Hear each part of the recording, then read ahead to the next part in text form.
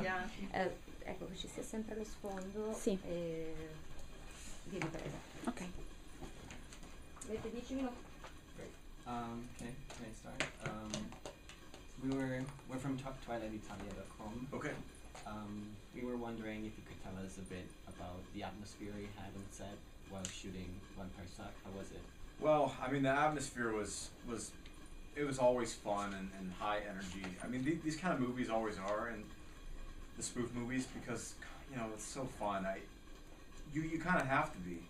I think what makes one of these movies fun and funny is just when you can be relaxed and really make yourself look stupid on camera. Yeah. And that's kind of what is funny about it. And the directors, Jason and Aaron, were great, and they always keep a light mood on set. And Jen, my co-star, was amazing.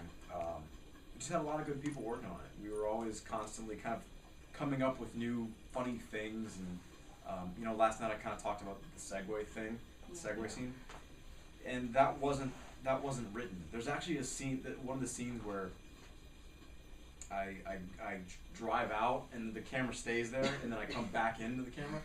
Like, that wasn't written. It was just kind of an idea that we came up with, and I thought, you know what, that'd actually be really funny. Yeah, let's try it like this. So there was always that kind of creative, just fun, funny. Oh, this might be funny. This could be funny. Let's try it. Yeah, why not? That kind of mood was always on set, and it's very fun and freeing when you can just do whatever you want to do, and if it comes out funny, let's use it. If it doesn't, whatever, we'll move on. Wasn't it difficult to build up like a chemistry between you and the actors? Jen was so great from the beginning. She really worked so hard at kind of nailing that character, and I think this was one of her first projects, so she was just really excited to be a part of it, and had a lot of enthusiasm for the role, and we worked hard, and we made a good team. Mm-hmm. Yeah, so I think I had fun. I know she had fun, and obviously I think we made a fun movie, and everybody seems to enjoy it. So yeah. I have a question about theater. I know you worked also in theater. Which are the difference between audience in theaters and screen audience? Yeah. Well, I don't know. I can really only say, as an actor, what the difference is. I mean, you get that immediate feedback when you're doing theater and you're on a stage live in front of people. It's kind of weird because every single performance, even if you're doing it a 7-week run, whatever, 8 times a week, it's different every single time, because audiences give a different feel, and you kind of vibe off the audience. It's kind of like this living, breathing thing, which includes the audience. So it's really cool, and little things can happen when you're on stage that are very unexpected. You get no second tries. So you just kind of have to go with it and make it work within the story, which is a challenge at first, but then by the time you're almost finished with the play, you want things to go wrong, because then you can deal with them and kind of be the character. And to get back to the audience thing, I don't know. It's just, for me, it's a vibe thing. The audience gives you a good feeling. Whereas a film, you don't really get to ever see that. You don't ever get to have that until you come and do things like this. I got to meet a lot of fans yesterday, which is so much fun for me, because it's just not something that I get to do very often. I mean, I guess just as a person, it's very a satisfying feeling to know that people are enjoying it so much, and you get to see it face to face, and you get to talk with people, and it's a lot of fun.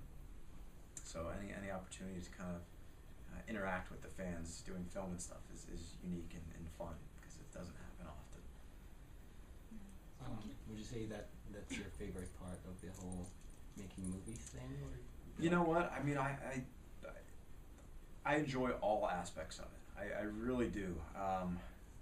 Else I wouldn't be doing it. That's what first and foremost, I look to have fun in life. So, I mean, I love being on set, and I love kind of experimenting with the character and taking a character on a journey. I love the magic of making movies, and doing one scene at a time and stitching it all together into this final product, which is this emotional journey, of a character. Maybe not so much emotional journey in a movie like that, but it's just fun. But yeah, it's a lot of fun. But and then, like I said, to meet the fans too it's just as cool. I mean, it's so unique, you know. You get to go all across the world and meet people in another country that enjoy your work and enjoy the product so much. It's a lot of fun. You are an actor and a dubber. What do you prefer? An actor and what? And a dubber. You know about Anakin Skywalker? Oh The yeah, yeah, device? yeah. What do you prefer? What I What you prefer? find comfortable? Stay in front of the camera or? Yeah.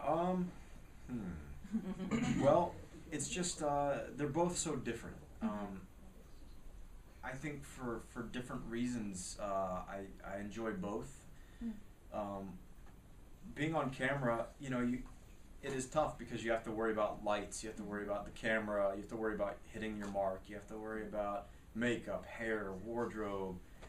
I mean, so many things. Then you have to just worry about not making yourself look like a fool. But so it's challenging. However, on top of that, you get to work with other actors, you know, face to face. You get to have props, you get to have sets, which kind of put you in the world, and you get to be surrounded really with, you know, your world, your character's world. Voice acting, you don't have that. It's nice because you can go to work in your pajamas and not even have to brush your teeth in the morning if you don't want. But it's challenging because you don't have set pieces, you don't have props, and sometimes you don't even have the other actor there. Sometimes it's only you in a booth.